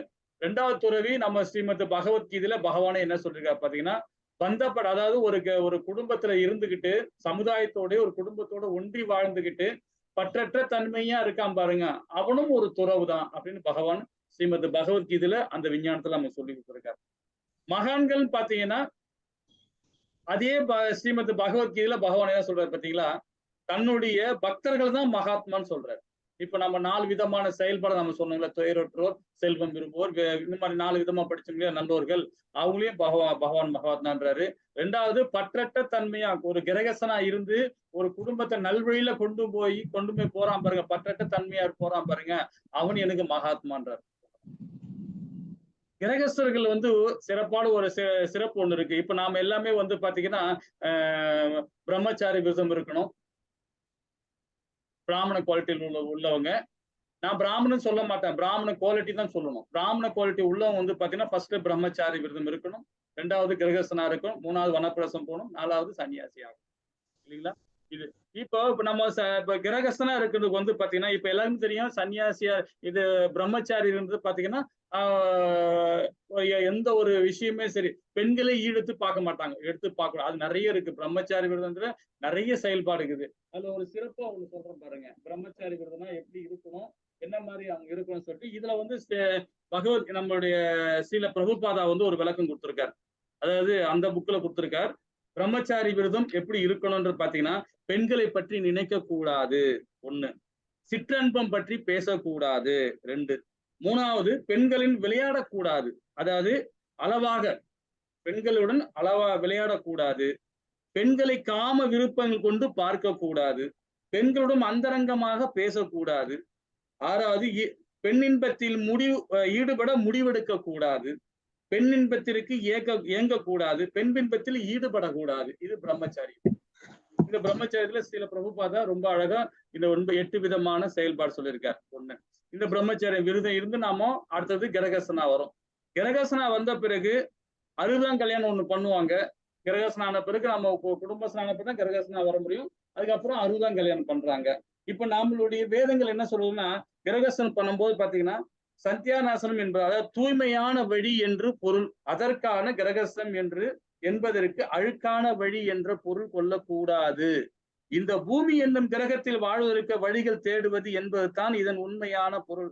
கிரகஸ்த பருவத்தில் அந்த துணையுடன் கூடி மகிழ்ந்து குழந்தைகளை பெற்று அவர்களை போதித்து இந்த கிரகம் அதாவது வளர்ச்சி அடைவதற்கான காரியங்களை செய்ய வேண்டும். இது கிரகஸ்தனோட செயல். குழந்தைகளை பெற்றெடுத்த பிறகு பகவான் கிருஷ்ணர் தாயார் கனகவல்லி தாயாரா பிறக்கணும்னு சொல்லிட்டு அந்த குடும்ப ஈடுபாடோடு இருந்து பிள்ளைகளை பெற்று அந்த பிள்ளைகள் நல்வழியில கொண்டு போறான் பாத்தீங்களா. இந்த கிரகசன இந்த கிரகம்னா இந்த உலகத்தை நல்வழியில கொண்டு போறவன் தான் உண்மையான கிரகசன் சொல்லப்படும். இவ்வாறு மேலும் பல வருடங்கள் வாழ்ந்த பின்னர் திருமணமானதும் குழந்தைகள் பிறந்தது என்றால் அவர்களுடைய குழந்தையை வளர்த்து குணப்பருவத்தில் இருக்கும் தருணத்தில், அதாவது சராசரியாக 48 வயது, நம்ம ஒரு கிரகசனா இருக்கிறவன் 48 வயசு ஆகுது பாத்தீங்களா. அப்ப கணவனும் மனைவியும் தனித்தனியாக சேர்ந்தோ அவ்வப்பொழுது பிரிந்தோ சேத்திரம் செல்வார்கள். 48 வயசு ஆன பிறகு தாம்பத்திய வாழ்க்கை இருக்கக்கூடாது. இதுதான் கிரகசனோட புனிதத்தன்மை. 48 வயசு நம்ம 50ன்னு சொல்றோம் பார்த்தீங்களா வேதத்துல, 48 வயசுக்கு பிறகு தனித்தனியா தான் வாழணும்ன்றாங்க. ஒரே இடத்துல இருந்தாலும் தனித்தனியா இருக்கணும். உள்ளங்கள் அந்த மாதிரி ஈடுபாடும் இல்லாம இருக்கணும். தனித்தனியாக சேர்ந்து அப்பொழுது பிரிந்து சேத்திரம் செல்வார்கள். பல்வேறு அனுபவங்களை பெற்ற பின்னர் 12 வருடங்கள் கழித்து அவர்கள் மீண்டும் சந்திக்க வேண்டும் என்று விதித்துக் கொள்வார்கள். 60ஆம் கல்யாணத்தை பத்தி சொல்றாரு.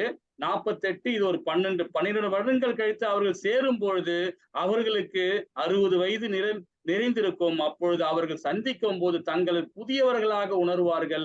அவர்கள் மீண்டும் மன வாழ்க்கையை தொடருவார்கள். இப்பொழுது அவர்களுடைய மன வாழ்க்கை அனுபவம் புரிதலும் கொண்ட நேர்த்தியோடு இருக்கும்.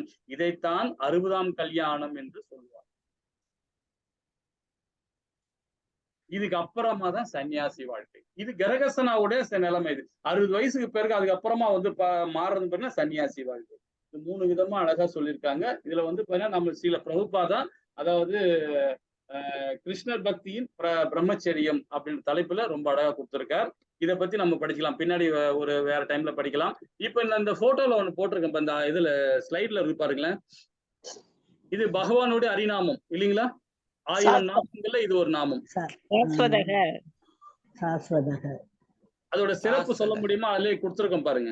கிருஷ்ணரே நித்தியமாக என்றென்றும் பிரபஞ்சங்களை செயல்படுத்துபவர். அவர் என்றென்றும் ஜட பிரபஞ்சத்தின் செயல்பாட்டிற்கு காரணமாக இருக்கிறார். பகவானுக்கும் காலத்திற்கும் ஆதியும் அந்தமும் இல்லை. இரண்டும் படைப்பு, பராமரிப்பு மற்றும் அழிவை தொடர்ந்து கட்டுப்படுத்துபவை. விஷ்ணு புராணம் 1.1.26. அழகா. இதுல என்ன மாதிரி புரிதல் இருக்கு மாதாஜி, உங்களுக்கு யாராவது சொல்ல முடியுமா? கிருஷ்ணர் தான் பிரபுஜி நித்தியம். எல்லா பிரபஞ்சங்களையும் அவருக்கு அழிவுங்கிறதே கிடையாது. கிருஷ்ணருக்கு அழிவுங்கிறதோ இப்பொழுதுதான் பிறந்தாரு அப்பொழுதுதான் பிறந்தாருங்கிற என்ற கால வரமுறையும் இல்ல, அழிவும் இல்ல. எல்லா பிரபஞ்சத்தை காப்பாற்றுவது, அணுவிலிருந்து எல்லாவற்றையும் காப்பாற்றுபவர் கிருஷ்ணர் தான். அவர் தான் எல்லா காரணங்களுக்கும் காரணமானவர். சொல்லுங்க சொல்லுங்க. எல்லா காரணங்களுக்கும் காரணமானவர். அவரது படைக்கிறது, பராமரிக்கிறது, பாதுகாக்கிறது. கடைசியில பிரளய காலத்தில் எல்லாமே அவருக்குள்ளேயே செல்லுது. ஒரு சனாதனம்னா ஆதியும் அந்தமும் இல்லாத நித்தியமான ஒரு தர்மம் தான் சனாதன தர்மம்ங்கிறது. பகவானும் சனாதனமானவர், ஆதி அந்தம் இல்லாதவர், எல்லாவற்றுக்கும் மூலம் அவர் தான், படைப்பு அனைத்திற்கும் மூலமானவர் அப்படின்னு சாஸ்வதம். ஹரே கிருஷ்ணா. ஸ்லோகம் படிக்க முடியுமா? ஹரே கிருஷ்ணா, ரொம்ப அழகா சொன்னீங்க மாதாஜி. கிருஷ்ணருக்கு செய்யும் உன்னத படிங்க. அதோ விஹா ஏமம் அமும் அது தேவையில்லை பிரபுஜி, நீங்க மொழிபெயர்ப்பும் இது மாத்திரம் படிங்க. ஸ்ரீ கிருஷ்ணருக்கு செய்யும் உன்னத அன்பு தொண்டு மற்ற எல்லா முறைகளுக்கும் மேலான கிடத்திற்கரிய பேர் என்பதால் பரிசுத்த மகாராஜன் தம் மனதை கிருஷ்ண உணர்வில் ஒருமுனைப்படுத்தி உறுதி கொண்டு கங்கை கரையில் அமர்ந்தார். பொருளுரை. ஆதிபுருஷரான பகவான் ஸ்ரீ கிருஷ்ணரின் வசிப்பிடமான கோலோகம் விருந்தாவனம் பரிசுத்த மகாராஜனை போன்ற ஒரு பக்தரால் மிகவும் விரும்பத்தக்கதாக உள்ளது. இத்தகைய பக்தர்கள் மிகவும் உயர்ந்த கிரகமான பிரம்மலோகம் உட்பட வேறு எந்த பௌதிக கிரகங்களாலும் கவரப்படுவதில்லை. இந்த பூமி பிரபஞ்சத்தில் உள்ள எண்ணற்ற பௌதிக கிரகங்களுள் ஒன்றாகும். மகத் தத்துவத்தினுள் மொத்த பௌதிக சிருஷ்டி. இத்தகைய எண்ணற்ற பிரபஞ்சங்கள் உள்ளன.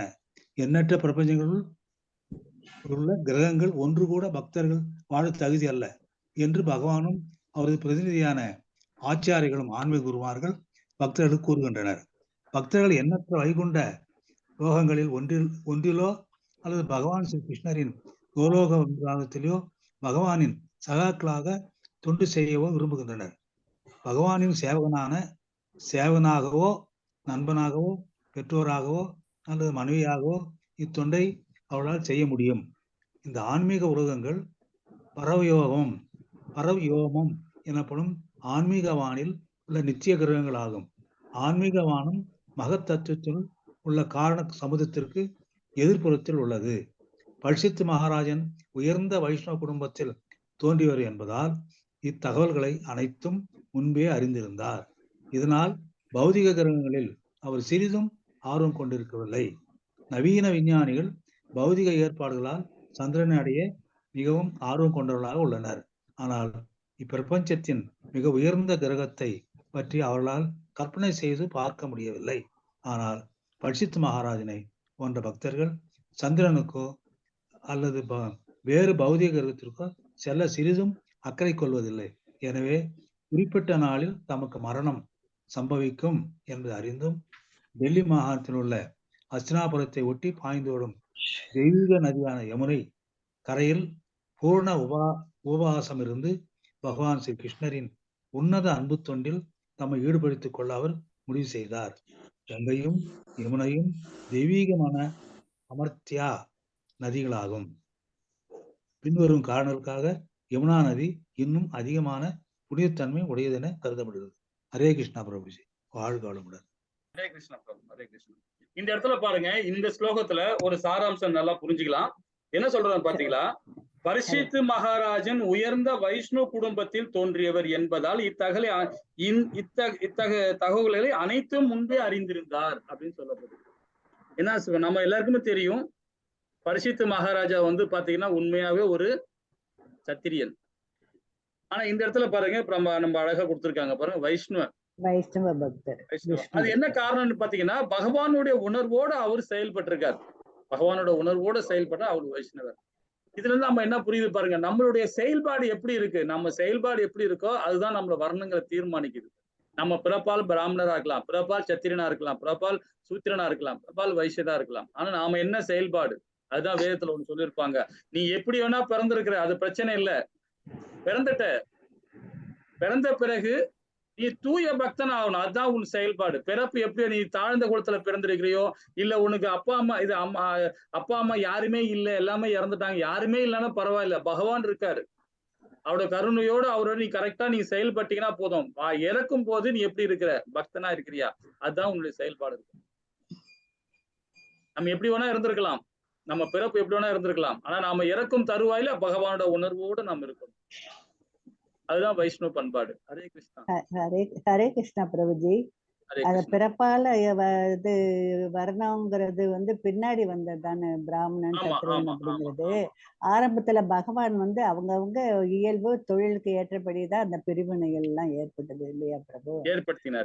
மற்றபடி வந்து ஜாதி அப்படிங்கறதெல்லாம் எதுவுமே அந்த காலத்துல இல்ல, நம்மளுடைய சனாதனத்துல இல்ல இல்லையா பிரபு? அது தப்பா வந்து புரிஞ்சுக்கிட்டு இப்ப வந்து சொல்றாங்க இந்த ஜாதி எல்லாம் அப்ப வந்துச்சுன்ட்டு. நம்ம வேதத்துல அதை பற்றிய மென்ஷனே இல்லையே மாட்டாங்க பிரபுஜி. அவங்க இதுதான் நம்மளுடைய உபதேசம், நம்மளுடைய உபதேசங்களே இப்படிதான் மாதாஜி இருக்கணும். நாம ஒரு புள்ளில இருந்து ஆரம்பிக்கணும்னு வச்சுக்கலாம். இந்த புள்ளி தான் வந்து பெருசா சமுதாயத்தை கட்டமைக்குமே. இப்ப நாம வந்து நிறைய நம்ம முன்னோர்கள், நம்ம முப்பாட்டனர்கள் ஏதோ தவறு பண்ணிட்டாங்க, ஏதோ ஒரு வகையில பண்ணிட்டாங்க, நாம தவறு செய்யக்கூடாது. அதுதான் இப்ப சொன்னோம் பாத்தீங்களா, நாம பிறப்பு எப்படி வேணா இருந்துட்டு போட்டோம், நம்ம இறக்கும் தருவாயில பகவானோட உணர்வோடு இருக்கணும். அதுதான் பகவான் என்ன சொன்னார், வேதத்துல என்ன சொன்னாரோ அதுதான் நம்ம செயல்பாடா இருக்கணும். ஏழையோ பணக்காரனோ உற்றார் உறவினர் இல்லையோ அதை பத்தி கவலையே போடாது, பகவான் நமக்கு இருக்கிறார் நம்பிக்கை, அவ்வளவுதான். பகவான் மேல் நம்பிக்கை இருக்கு. இந்த இடத்துல இந்த அதாவது பகவானுடைய ஹரிநாமத்தை, இது ஒரு நாமம், இந்த நாமத்தை படிக்க முடியுமா யாராவது?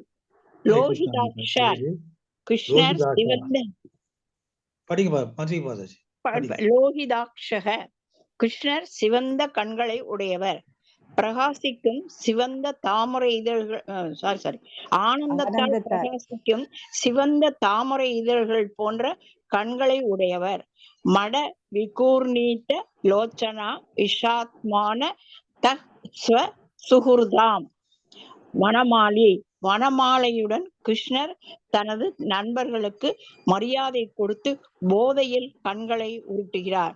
ஸ்ரீமத் பாகவதம் 10வது கேண்டோ 35வது சாப்டர் 24வது பதம்.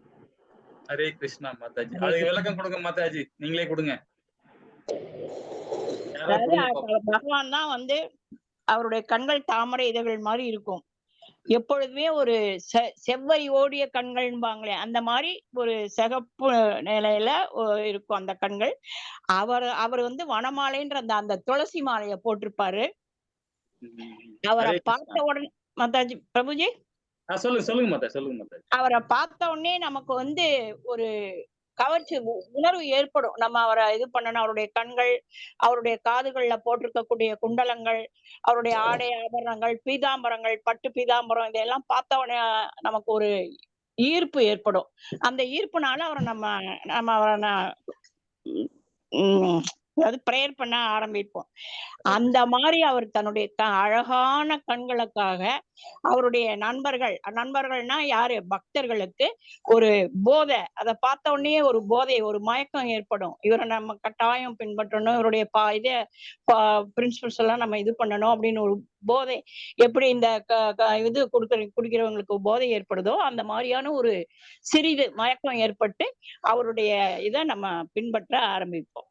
அது போதைங்கிறது பிரபுஜி, போதைங்கிறது இங்க எதை குறிக்குதுன்னா பக்தர்களுடைய அந்த பரவசமான பக்தியை பார்த்து ஏற்பட்ட ஒரு ஆனந்தத்தினால ஏற்பட்ட ஒரு உன்னதமான ஒரு உணர்வு, பாவ அந்த ஒரு இது ரசம் பரவசம். பாலனை ஆமா. மெய் மறந்து போறது மெய் மறந்து மறந்து, மறந்து அதாவது அவரு சச்சித் ஒரு ஆனந்த கவனத்துக்கு சுரூபி போயிடுவோம். இல்லையா? அந்த மெய் மறந்து அவரை ஆனந்தத்தினால பார்த்தோன்னே ஏற்படக்கூடிய ஒரு ஈர்ப்பு ஏற்பட்டு ஒரு மெய் மறந்த நிலைக்கு போறது. ஆஹா, என்ன அது அழகான உருவம்னு அதையே பார்த்துக்கிட்டே ஒரு 10 நிமிஷம் நின்னா ஒரு விதமான ஒரு பரவச நிலை ஏற்படுமே, அதுதான் அந்த அந்த நிலை. பக்தர்களுடைய அந்த உணர்வு எப்படி ஒரு ஆனந்தமயமா அவங்க உணர்றாங்கங்கிறத உணர்றதுக்கு தானே அவர் வந்து சைத்தன்ய மகாபிரபுவாக, அதாவது ராதாராணியுடைய பக்தி பரவசத்தை உணர்றதுக்காக வந்தார் பிரபுஜி. பகவான் பிரபுஜி, இந்த படங்கள்லாம் எதுல ஹரே எடுத்தீங்க கிருஷ்ணா. பிரபுஜி? ரொம்ப ரொம்ப அழகா அழகா இருக்கு பிரபுஜி. ரொம்ப ரொம்ப அழகா இருக்கு. நான் வச்சிருக்கேன் மாதாஜி. 1000 திருநாமங்களோட பகவானுடைய பொருள் உரை எல்லாமே வச்சிருக்கேன். இப்போ ஒரு புஸ்தகம் வந்திருக்கு போல இருக்கு மாதாஜி, 1000 நாமங்களும் 1000 கதைகளும் அப்படின்னு. ஆமா ஆமா ஆமா. இது வந்து நம்மளுடைய சேலம் இஸ்கான்லயும் கோயம்புத்தூர் இஸ்கான்லயும் நம்ம வந்து இது ரெடி பண்ணாங்க. ஆக்சுவலி சேலம் இஸ்கான்லோட தான் பண்ணது. இது வந்து ஒரு 4 வருஷத்துக்கு முன்னாடி நம்ம கிட்ட இருக்கு ப்ரோ. ரொம்ப அழகா இருக்கு படம். இந்த படங்கள் தனியா கொடுக்க மாட்டாங்களா மாதாஜி பிரபுஜி? கிடைக்குமே, ஏன் கிடைக்கும். நீங்க இதுல நம்ம அதுதான் பக்தி நம்மளுடைய என்னது அந்த ஒரு ஆப் ஒன்னு இருக்கு மாதாஜி. நம்மளோட இஸ்கான்ல மந்த்லி இது மாதிரி அந்த ஆப் இல்ல மாதாஜி. நம்மளுடைய இல்ல பேர் என்ன, பக்தி யோகம்ன்ற ஒரு ஆப் வந்து கோயம்புத்தூர் இஸ்கான் ரெடி பண்ணிருக்காங்க. அந்த ஆப் இன்ஸ்டால் பண்ணீங்க மொபைல்ல. அதுல நிறைய இருக்கு. பகவானோட அரிநாமத்தோட அதோட பொருள் உரையோட நிறைய இருக்கு. இந்த படமும் அழகா இருக்கு. அதுக்கு முந்தாடி ஒரு படம் ஒரு பிக்சர் இருந்தது, அதுவும் அழகா இருந்தது. நிறைய இருக்கு மாதாஜி, நிறைய இருக்கு. எல்லாத்தையும் எல்லா ஸ்லோகம் நான் கொடுத்துட்டு வரேன். இப்போ எல்லா ஸ்லோகம் வருவாங்க. அக்ரஹாயி படிக்காதீங்க, அது அடுத்த வாரம் பார்ப்போம். வாஞ்சே கல்பத்தராய கிருப சிந்தியே பதனானாம் பாவனியோ வைஷ்ணவையும். ஜெய் ஸ்ரீ கிருஷ்ணா சைத்தன்ய பிரபு நித்யானந்த ஸ்ரீ அத்வைத கதாதார சிவாசாதி கௌரபக்த விருந்துக்கு ஜெய். ஹரே கிருஷ்ணா கிருஷ்ணா கிருஷ்ண கிருஷ்ண ஹரே ஹரே, ஹரே ராம ராம ராம ஹரே ஹரே.